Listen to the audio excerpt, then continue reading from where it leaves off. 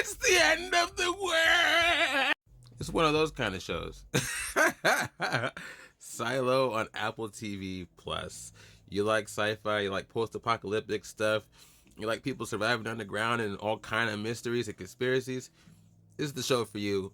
Review over for all of you that just left. For the rest of you, let's talk about it. I won't tell you this is the best show out there, but I will tell you it is one of the most intriguing shows out there. Very, very similar to Snowpiercer or Fallout. If you know anything about the Fallout games or the TV show, you have people who are isolated in a protected space from the outside world because an outside catastrophe has happened. The question is, do they have to stay in there? That's the big thing.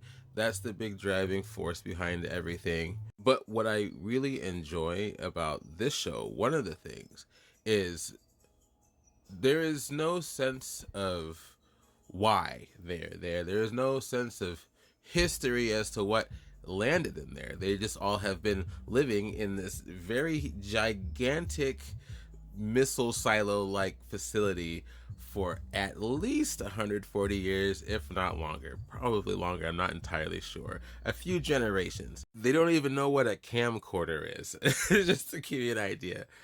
They've developed a whole culture. They have whole hierarchical systems. It's impressive. I have to say the show is impressive both in its creation and inside the lore itself. There's a lot of detail here. They have whole floors dedicated to agriculture, whole floors dedicated to livestock, whole floors dedicated to the machinery that works the underworkings of the silo. They have a whole police force that is lined up through I think all the floors, if not all of them, if not most of them.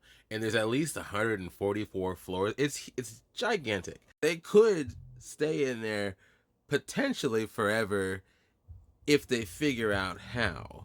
But one of the other things I really like about this show is there is a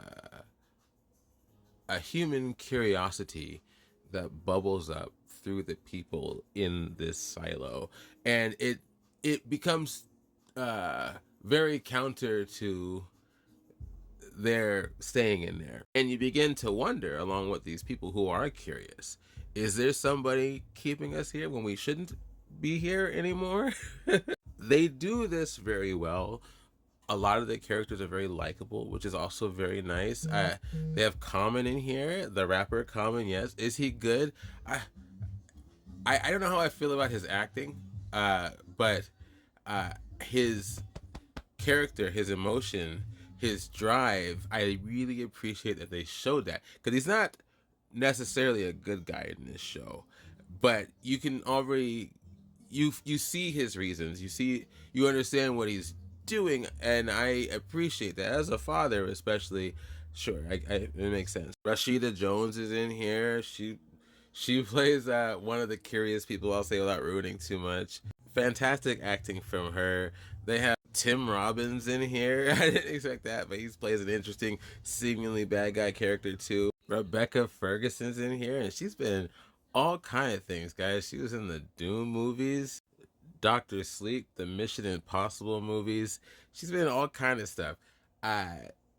Definitely a solid cast. But I will say the writing's it's intriguing. I won't say it's great, but overall definitely worth the watch. Let me know what you think, and yeah, I'll talk later.